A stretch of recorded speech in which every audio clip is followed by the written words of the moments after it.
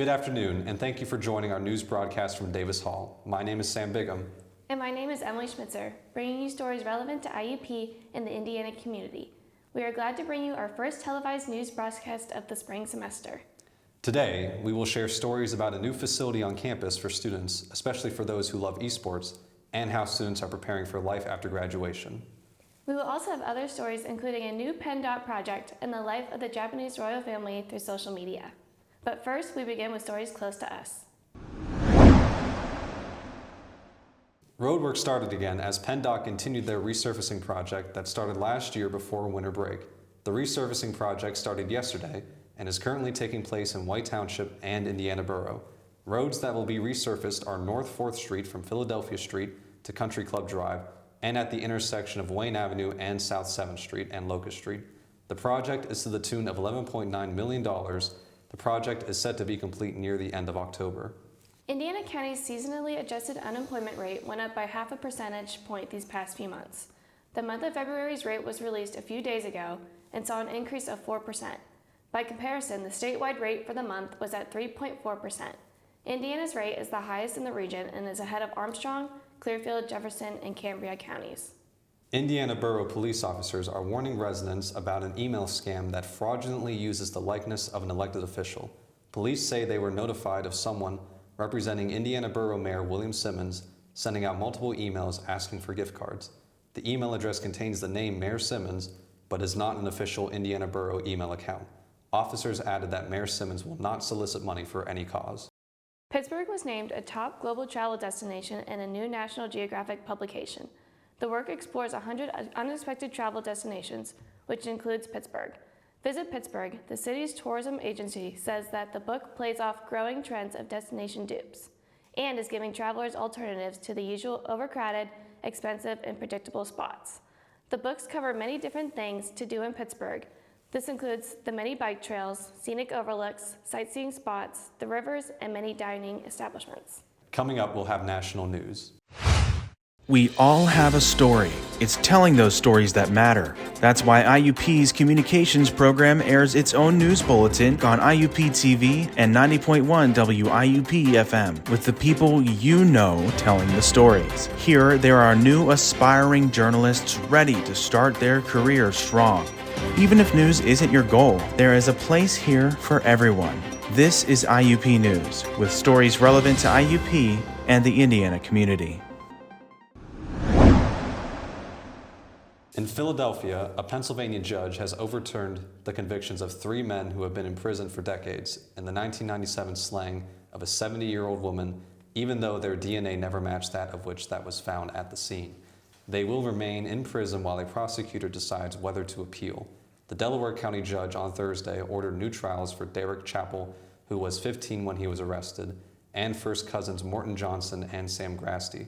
The 3 were charged and convicted in the death of Henrietta Nickens of Chester, who told her daughter in her last known phone call that she was about to watch the 11 p.m. news before she was found. Tornadoes and snow possible as spring storm system moves across the United States. About 38 million people from Texas to Illinois are at risk for the severe storms that are predicted to fire up this Monday afternoon and late through Tuesday night. As the system moves east, Tennessee, the Ohio River Valley, and mid-Atlantic states will get stormy weather.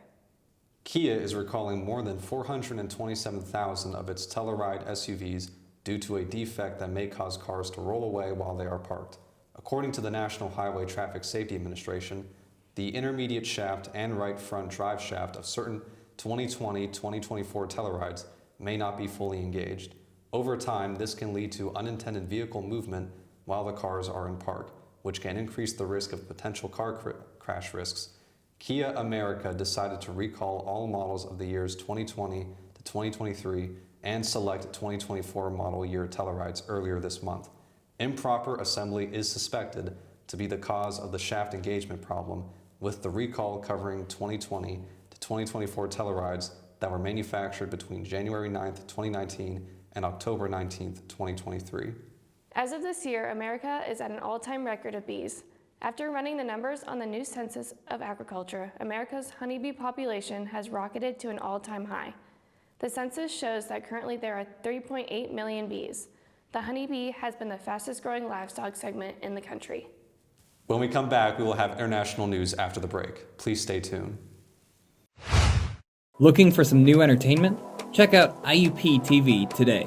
This station features student-created content such as The Big Hit for sports coverage, Animation Nation for all things anime and toon, Indie Rockers Ball for local music acts, Press Start for your game fix, and Witticism for a laugh.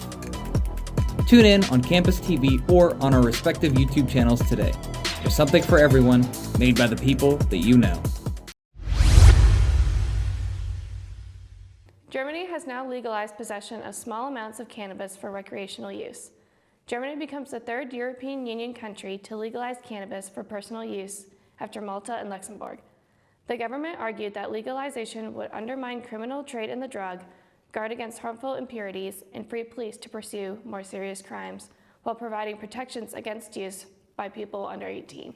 In response to the ongoing criticism surrounding their British counterparts, Japan's royal family made its social media debut on Monday in a bid to shake off its image as reclusive and out of touch with the country's youth.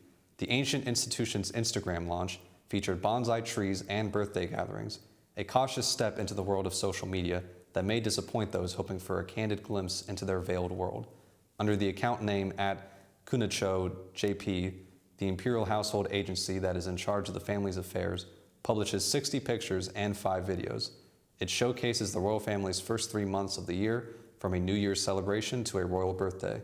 On their first day alone, they had more than 320,000 followers. Transportation Authority, or MTA, asked New York City marathon runners to pay roughly $750,000 a year to make up for lost toll revenue during the race. The lost revenue comes from the closure of the Verrazano Narrows Bridge in New York City. The bridge is at the beginning of the popular race, and the runners fill up the upper and lower portions of the bridge.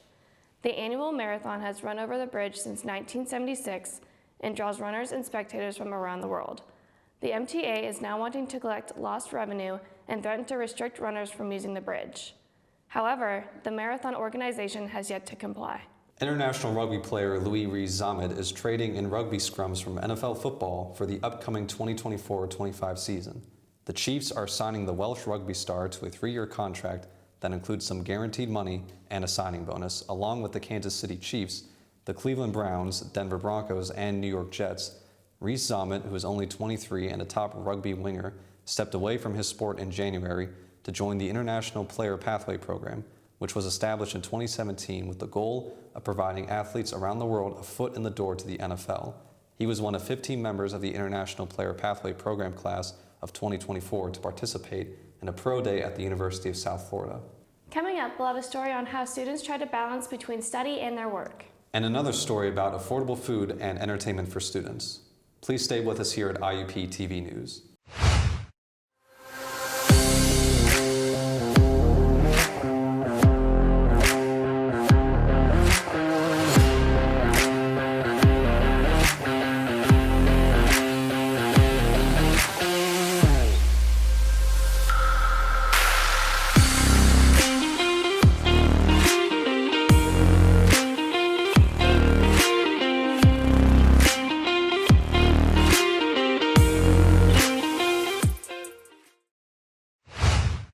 With the semester quickly coming to a close, some students might be having trouble balancing everything. This, of course, includes work and studying habits. Our reporter Sydney McCracken has the story. Have you ever taken into consideration that the student you see working on their laptop might be working on their job instead of studying for an exam or doing their schoolwork? In fact, according to NCES, 40% of full-time undergrad students have a job outside of school. But how do they balance being a full-time student with a job and their social life? I asked 2 IUP students about this exact question. Meet Hannah Boris, a senior here at IUP, who can be found almost anywhere working on her SI work. I caught her outside of Kopchik Hall for this interview. So I'm an SI leader. SI is supplemental instruction, and the class I provide SI for is Bio 241, so medical microbiology. The reason I like this job is because it's a great leadership opportunity for me, and also I'm a biology major, so it gives me, a chance to reinforce the knowledge that I already have and study more. And when I'm making the worksheets and the pre-tests and things like that, I'm talking about things that I'm passionate about and I like. So it works really well for me to balance that. Next, I met up with Shannon Mitchell, who in between classes works at Eberly College of Business. I work as a graduate assistant here at the Small Business Development Center in Indiana, PA. I have a pretty rigid schedule, so aside from this job, I also work a second job in the morning. So my morning usually consists of working for a couple hours and then coming to the Small Business Development Center and working for about 2.5 hours, 4 days a week. From there, I usually have evening classes on Mondays and Wednesdays that can run about 3 hours each. So most of the time I'm on a pretty rigid schedule, with sometimes having the evening open to where I find time to do homework. I will call friends, make time to hang out with friends. But luckily I'm able to keep my weekends open to really get enjoyment with those that I want to be with. From here, I get to really work on the consulting side, and since I'm one of the GAs here that have a marketing background, I get to work on a lot of the marketing sides of the project. It just gives me a potential area to practice my marketing side and get to do more with my degree, while also going into the business administration side of my MBA, where I get to see how the businesses are ran and do their financials.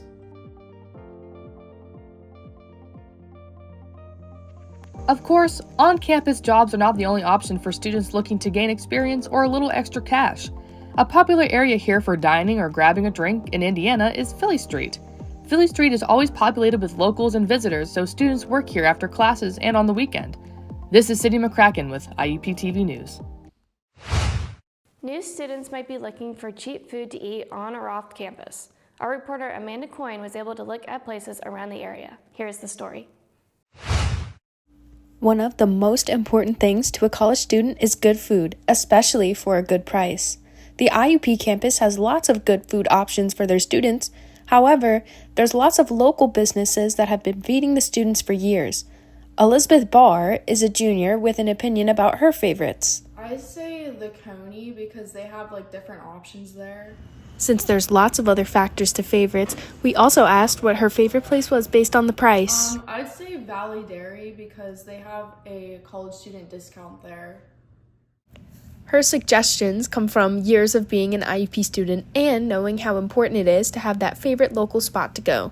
I think it's important because they don't have many food options on campus, so it's good to have other places off campus. Since students like Elizabeth understand its importance, I created a survey for students to answer that asked what their favorite places are based on the price and the overall quality. The survey presented a wide variety of options for local restaurants, from Italian to Chinese. I also provided options that were walkable from campus and options that are in driving distance. A great option for students willing and able to drive is Umi Japanese Steakhouse, the winner of the overall quality section. Tres Amigos came in a close second for that category and also won the category for a restaurant based on price. This is a great option for students who would prefer to walk and want to save more. Students were also encouraged to leave their own suggestions if theirs weren't options presented on the survey. Some popular ones include Brunzies and Panda Garden, both good options for students who are willing to drive. The impact of not only on-campus food places, but off-campus as well, is very strong in the eyes of IUP students. This has been Amanda Coyne reporting for IUP News. Still ahead on IUP News, we'll have a story on how students are preparing themselves before graduation. Along with new facilities on campus, especially for those who love esports. Let's talk about mental health. Not many people realize that your mental health is just as important as your physical. As college students, many different factors can contribute to poor mental health, such as the pressure to succeed, financial instability, social media, and poor health habits. So how do you maintain good mental health? Exercising multiple times a week, eating better on a daily basis, drinking less, and setting achievable goals for yourself are great ways to stay on top. With the semester coming to a close, this means graduation is upon us. Many students in the Communications Media Department will be heading off to better things. Our reporter Calliope Benjamin was able to look more into this. Here's the story. Graduating from college is a huge achievement for everyone, but it can also be a stressful time for some IUP students. Hannah Roth is an IUP senior majoring in anthropology, but to finish out her minor in psychology, they have decided to stay at IUP for an extra year to continue to build their skills within their major and minor. I decided to stay at IUP because the anthropology program here is really well known and renowned, and I decided that it was worth finishing out due to how much time I had spent here in my studies, and also just it was worth like however long I needed to finish out because I genuinely do think that it will open doors for me. Hearing Hannah's reason to stay for another year, I asked if the decision added or reduced their stress levels about being prepared to work after graduation. I really like that I've let myself take my time. I've actually seen my friends that wanted to graduate, whether it was a semester or a year early, constantly had no social life, were really stressed about their schoolwork while also stressed about not having a social life. I just could see the overall imbalance in them. So I'm really glad that I had like the self-awareness enough to realize that what was right for me was taking my time. While Hannah has chosen to stay for another year to complete their minor, I wanted to know if they felt that this decision would help them achieve their future career aspirations. I would say most definitely, especially because part of my reasoning for taking extra time was I added a minor last year for psychology. I only have 2 more classes due to me taking psychology all throughout my college experience, but because I had 2 more classes for my major, 2 classes for the minor I just added, it was not worth trying to cram everything in, taking winter and summer classes, or even just overloading my schedule. Due to my involvement in extracurriculars also, and just my social life in general, like I value those in my life a lot. I wanted to be able to enjoy the college experience to the fullest, not just rush through it. While some IUP students like Hannah will be staying on for an extra year, other students like Tegan Wolf are preparing to graduate and move on to looking for jobs and starting a career. I have been applying to jobs and getting in my final volunteer hours, and also making sure that my resume is up to date. Seeing how stressful it can be to making sure you are prepared and ready for life after graduation, I wanted to find out how the stress has affected Tegan. It can be very overwhelming at times, but I try to alleviate the stress by budgeting my time very carefully. Hearing how Tegan has managed her stress, I wondered if she felt that her time here at IUP has given her enough experience and skill to go out into the workforce. I would say that yes, I am confident in the education I've received. I feel as though it's well-rounded and I have many different skills.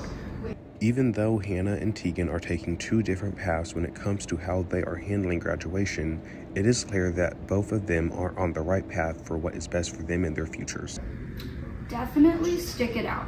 You will probably regret it in 10 to 15 years if you don't. And I urge you to not let social stigma, like having to finish in 4 years, prevent you from a life of infinite opportunity.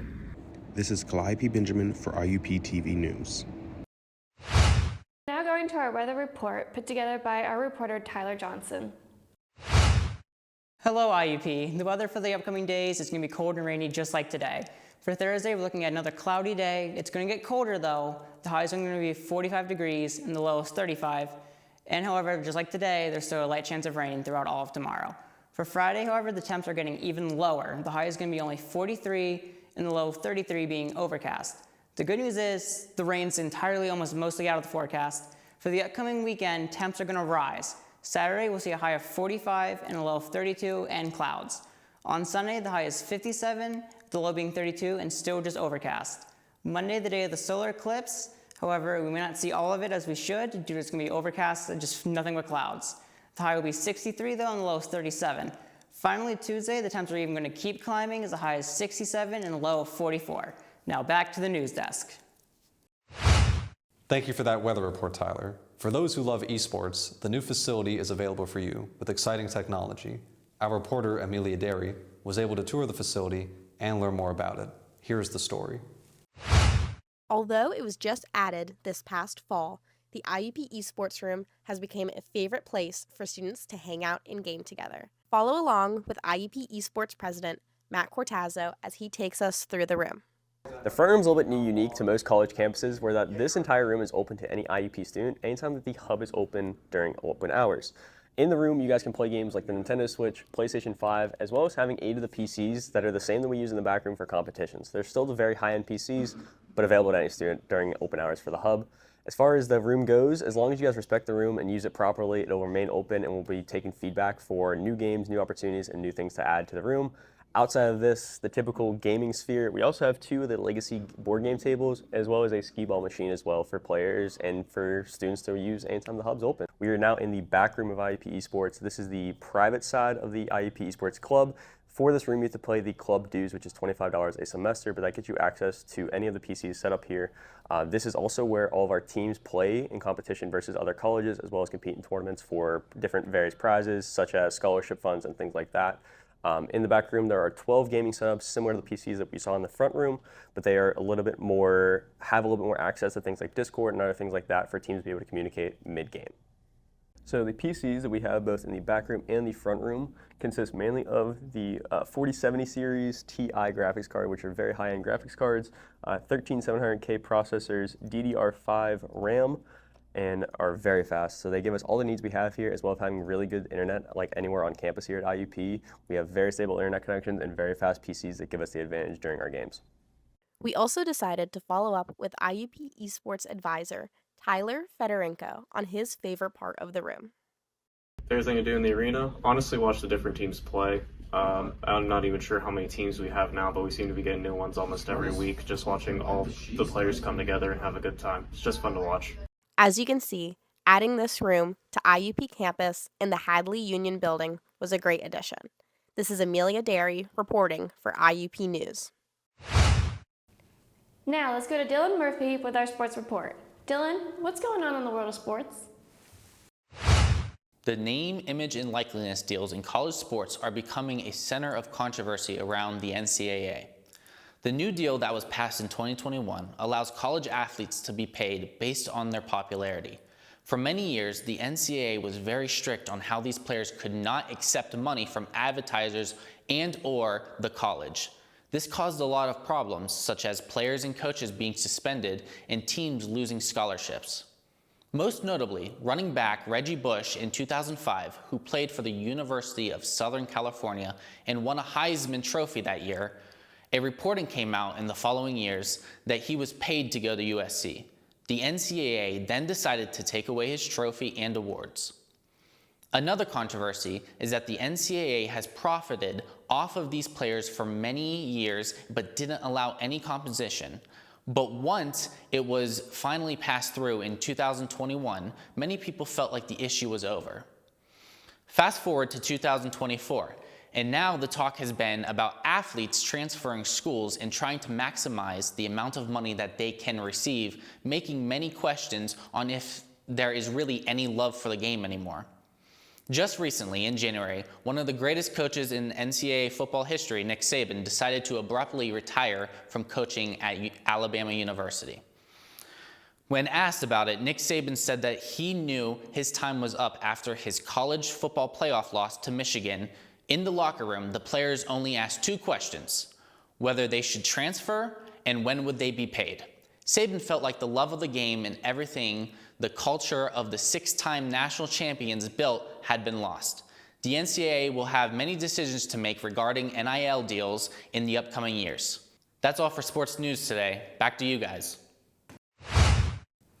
That's going to do it for us this week at IUP News. In association with IUP-TV News and students looking for careers in the communications field, my name is Emily Schmitzer. And I'm Sam Bigham. We are the hosts for today's show. Our faculty advisor is Dr. Aya Mukhtar, and our executive producer is Nathan Osler. We'll be back soon with more news, so please take care of yourself and have a safe rest of your week.